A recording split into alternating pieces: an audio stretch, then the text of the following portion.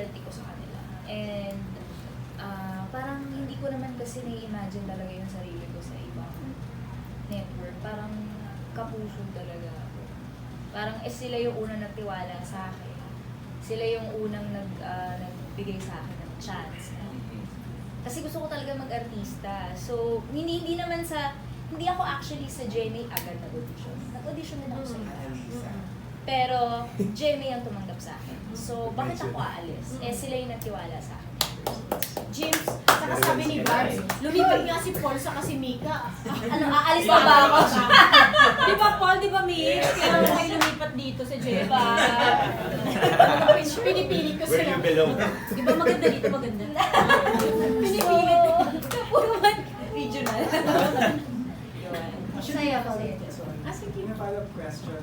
Ilang years na kayo sa GMA, tapos kumusta naman yung environment? Do you think it's a good decision that you made? Alis ba ako muna? Ako good decision para sa akin. 1 year pa lang ata ako, hindi ko alam. Wala pa nga yata. 2 months pa lang si Paul. Oo. It's his first So, long form project. Ang Karamiya. With GMA? With GMA, yes. Oo. Si So, Nika. yun, masaya. Ayun. Cobra, ikaw. Pasensya na pag si Paul ang kinakausap. Sinundan ko. Masaya siya talaga Buti niya. na Kasi siya. oh, ba na yan? Kailangan mo ulitin yung Umapa. Talagang umapa na yan. Viewers. Sinundan niya si Mika. Tsaka ang dami ko rin po naging guesting. Kahit yung wala pa akong teleserye pagkalipat. Ang dami ko po naging guesting. And na-try ko iba't ibang roles. Hindi ka naman na-inep kasi syempre usually kapag lumipat Hindi ka. po kasi nag-enjoy talaga ako sa mga guesting nag-enjoy ako. Magbakailan man ako. Wish ko lang. Tadhana, lahat. Parang halos sa atin ikot ko. Saka niredy niya yung katawan niya kasi makakatrabaho niya si Jack Oo, Rivera. kasi pagka makakatrabaho ko sa isang Jack Rivera, Uy. isang karangalan talaga. Si Paul talaga man of few words yan. So, ayun, sobrang saya. Tsaka andito kasi lahat na yung mga titos ko, Yeah. best friends ko. Hindi ka naman nanibago sa environment. Hindi naman sarili ko. Yung iba pa nga parang tinatanong pa ako, natatandaan mo ba ako? Sabi ko, teka, 6 years old ako nun. Kasi starstruck kids siya nag-start. Oo, you will notice it sa PR. Starstruck kids siya nag-start. Si Jack, walang tulugan nag-start. So Yun. parang, Eh, yung nakikita ko yung pagka-loyal ni Kuya James Ibayo. kapalim niya. Kaya ikaw, di ba, you've been in the rival network for a long time. Ito si Ekan. Parang 12 years po ako before. Tapos, parang 2 years ako dito. Actually, sa akin po, isa sa mga sobrang masaya ako kasi kapag wala kang regular show, hindi ka napapahinga dahil yung sinabi ko nga po kanina, may mga projects na hindi natuloy na so halos 1 year din akong halos dahil parang 2-3 yun na hindi nag-push through, so supposedly meron pero hindi nag-work out.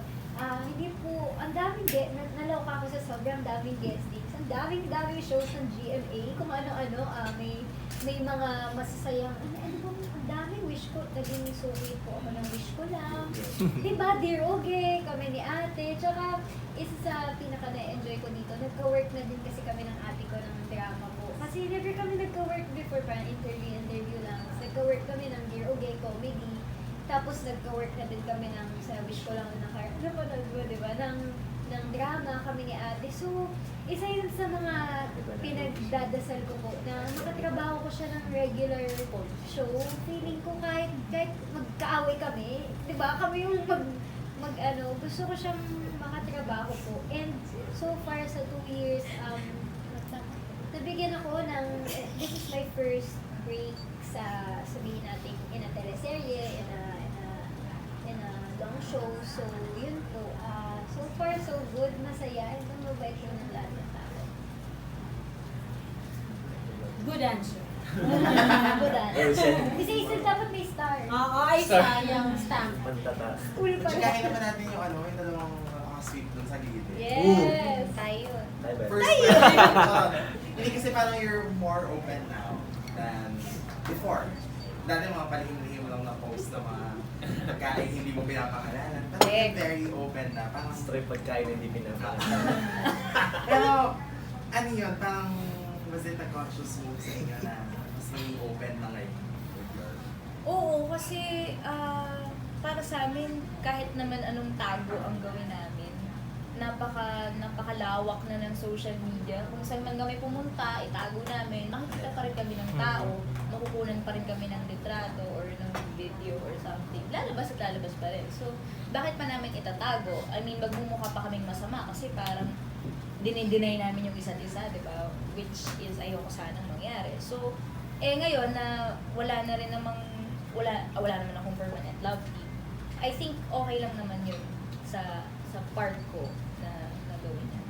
Ewan ko siya. Ikaw ba? Si Jack pa. Ano eh, di ba nagkaroon na kami ng mga media rounds. Punta kami sa, hindi, tinanong kasi ako nung nag-guest kami ni Adi sa Okay. Tep. Before kasi parang ano, gusto Ganun kong- kasi medyo ano pa, di ba? Parang hindi Like yung masyado. sinasabi, yung kasi may pressure. Mas konti nakakaalam, mas konti yung pressure. Parang kasi pag marami, ang dami ng masyado ng public yung ano nyo, yung relationship nyo, ang dami na nag-a-advise. Ngayon pati exchange gift namin, pinapakailaman ng mga tao. Diba? Kasi yung tao na parang ano, mas okay yung mas sincere yung kami-kami na lang. Yes. Oh, lumakas sa boses niya. Yes! Ano yung Paul yan? Kaya nagkakasundo kami ni Paul. Yun. Invested na mga tao sa inyo. Yes. Tsaka exage. Todo, no? Dapat sila na yung magbigay na exchange gift. Oo, para sa amin. Tumatanggap naman kami. Correct. Contest Pero hindi na. mo naisip Nanawagan po. para matahimik na lang yung mga tao maganda. Meron, may ginawa kami, pero Basta gagawin natin yan sa Valentine's. Sige po, sige Exchange po. gift kayong apat. sige po, walang problema. Oo, pwede naman kami tumanggap ng mga gifts. Ay, may challenge. Alam ko na, may challenge 500 and below lang. Oo. Naku, payong ang makukuha mo sa akin. Oo. Payong at cup noodles. Oo. Cup noodles pa. Pero may mga nag-advise din pala sa inyo before na huwag mo na kayo, or huwag mo nang i-reveal yung totoong status nyo kasi baka maka-affect sa nakita naman yung sabi sa inyo. Feeling ko, para for our sake din naman yun. Dahil hindi naman din makakatulong dahil after meant to be, hindi naman kami yung magka-partner. May Contessa siya, may Wally ako, magkaiba kami ng partner. So, hindi magiging helpful para sa amin na rin dalawa kung ipopost namin ang isa't isa, knowing na iba yung katrabaho namin that time. Which we understood. Pero ngayon wala ka, sabi mo nga kanina wala ka ng permanent love team. And do you prefer it that way? Na, gusto mo, no naman. Siya naman talaga ang love team ng buhay ko. Hindi ko naman na kailangan ano yun. At naiintindihan naman niya yun dahil even before naging kami, ganun na talaga yung sitwasyon ko. Hindi ako talaga nag-stick sa isang love team. Kasi choice ko yun. Dahil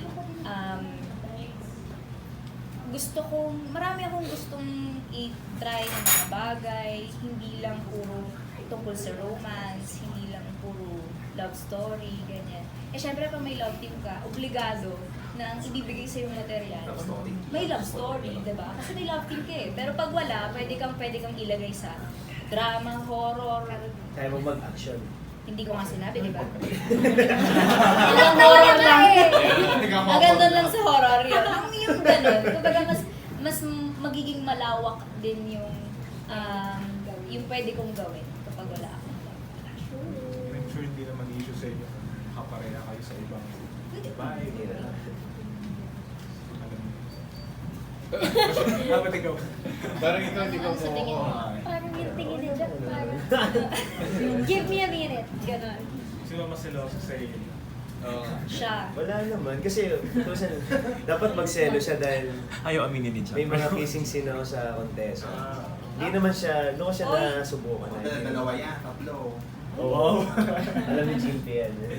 So, tested naman siya, hindi siya nagselos.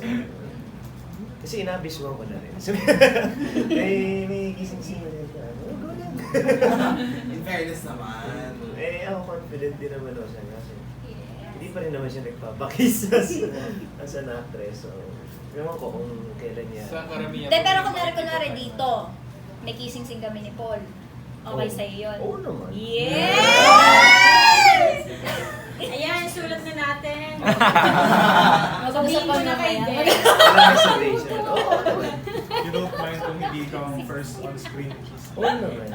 Walang problema rin. Eh kung si Mika naman ang Si Mika. scene with Jack. Ay, nay. Hindi ko pa kaya. Si Mika kasi, parang siya yung mas, Oh, guys, teka lang. si Mika yung mas, Baby ako eh. medyo Baby. big deal pa sa kanya yung mga ganung Yeah. bagay. Kaya sabi ko, baka masulat to sa ano. Ma-pressure ako. Tsaka pag si Mika parang nakikita yung sa going bulilit pa rin. Ay, Oh, sorry na pag Actually, yung mga yun. I-share lang din namin kasi to help us also with how to address the netizens.